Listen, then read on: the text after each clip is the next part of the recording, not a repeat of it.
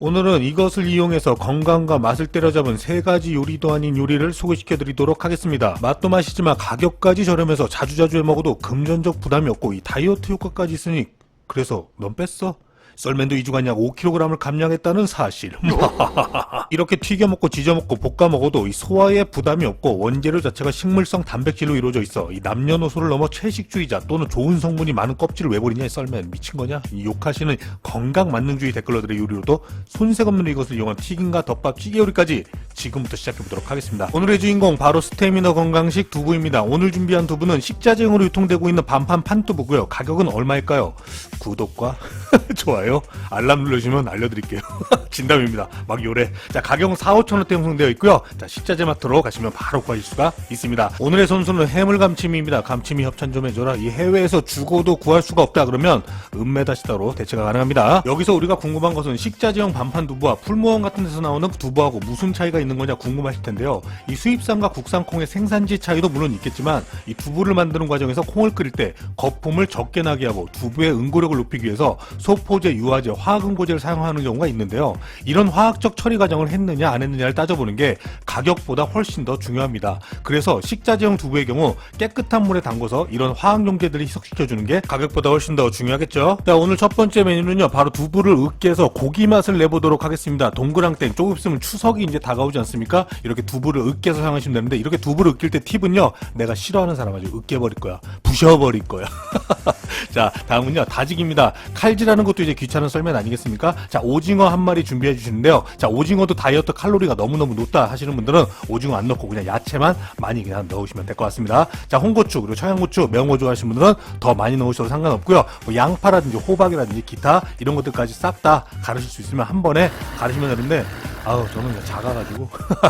자, 이렇게 갈아내면 됩니다. 자, 여기 준비된 두부에다가 이렇게 갈아낸 오징어 다짐하고 야채를 넣어주시고요. 자, 야채가 조금 부족한 것 같아가지고 지난번에 한번 부침개용 이제 야채 믹스 아시죠? 냉동 제품. 또 이런 냉동 제품 쓴다고 또 뭐라고 하시는 분들 계실 텐데요. 지금은 조선시대가 아닙니다. 굉장히 간편한 식자재들이 많이 나왔으니까 우리 편하게 갑시다. 자, 이렇게 준비된 거 넣어주시고요. 계란 2개 이렇게 까서 넣는데요. 자, 물이나 일체 넣지 않습니다. 왜 이렇게 미끌거려? 아우, 미끌거려서 요리를 못하겠다. 자, 다음 밀가루 한 컵 넣어주시고요. 여기 꽃소금 한 큰술, 그리고 미원 3분의 2큰술 넣어주시고요. 자, 여기 이 오늘의 선수 들어갑니다. 바로 해물감침입니다. 없으면 소고기 다시다로 대체하셔도 상관없습니다. 자, 이렇게 한 큰술 넣어주신 다음에 바로 이제 반죽 치대시면 되는데요. 자, 질척하게 하지 마시고 어떻게 한다? 네, 깔끔하게 합시다.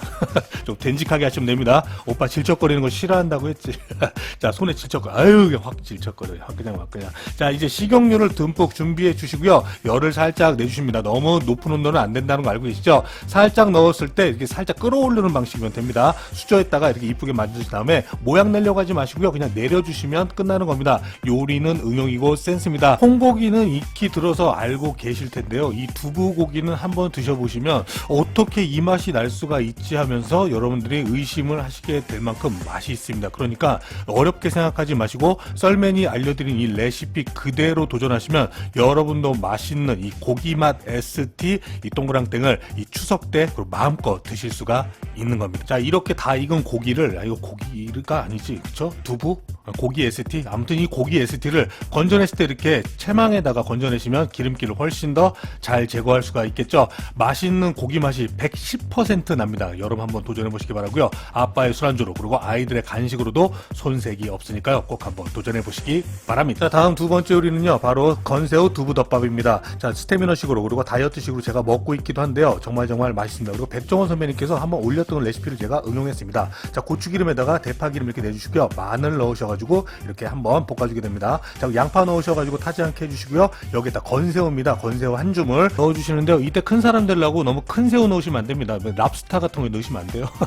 다 청양고추하고 홍고추 넣으시고요. 여기에 해물감침이 2분의 1큰술 정도 넣으시고 여기에 설탕 한 큰술, 그 다음에 이제 식초를 넣어줍니다. 식초 한 큰술 넣어주시는데요. 식초만 나는 거 아니야 하실 분도 열받게 되면요, 식초는요 단맛이 남아서 훨씬 더 넣어서 맛있는 그런 두부덮밥을 즐길 수가 있습니다. 여기 미원 3분의 1 큰술 넣어준 다음에 썰면의 팁, 청수, 킹수 우동 다시 한 큰술 넣어주게 되면 훨씬 더 한국 스타일의 두부덮밥 맛을 즐길 수가 있습니다. 자, 이렇게 완성된 두부를요 어디다 넣느냐, 밥 위에다 이렇게 살포시 올려주면 훨씬 더 맛있는 두부덮밥이 되고요. 국물이 자작하게 드시고 싶은 분은 육수 조금 더 넣으셔가지고 자작하게 드시면 됩니다. 참기름, 김, 그리고 참깨까지 토핑한 다음에 한 큰술 하시게 되면 얼마나 맛있겠습니까? 하세요.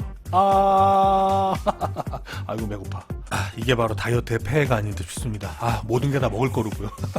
자, 세 번째는요 바로 해외 구독자를 위한 영상인데요, 두부를 이용해서 비지찌개를 만드는 방법을 알려드리도록 하겠습니다. 해외에서 비지 구하기가 쉽지 않잖아요. 자, 두부 한 모를 이렇게 하시게 되면 6명 정도가 먹을 수 있는 그런 인분수가 나오는데요, 지금 이렇게 보여드리는 이 비지찌개 레시피는 물론 정석은 아닙니다. 하지만 해외에서 비지 구하기 쉽지 않은 분들을 위해서 제가 만든 영상이니까 응용하시기 바랍니다. 자, 고추기름 넉넉하게 둘러주시고 양파 반 개 채 썰으신 다음에 그 다음에 이제 당근 한 점 넣어주시는데, 이때 뭐 표고버섯이 느타리버섯 같은 거 넣지 마시고요, 이렇게 팽이버섯 같은 거 잘라 넣으시면 비지찌개 색깔이 변하지 않고 훨씬 더 맛있는 그런 비지찌개 맛을 즐길 수가 있겠죠. 자, 기호에 따라서 바지락 같은 거 넣으시거나 그 고기 다진 거 있죠, 다짐육 같은 거 넣으시면 훨씬 더 좋습니다. 돼지고기요. 자, 그렇게 해서 넣으신 다음에 간장을 크게 3큰술을 이렇게 넣어주시게 됩니다. 이렇게 해서 한번 간장의 이 조린향을 안에 야채에다가 흡수시킬 수 있게 해주시고요, 간마늘 크게 한 큰술 넣으시고요, 다음은 고춧가루 미분입니다. 매운맛 고춧가루를 2큰술을 이렇게 크게 해서 넣어주는데, 이때 타지 않게 해주는 게 포인트라고 항상 말씀드렸죠.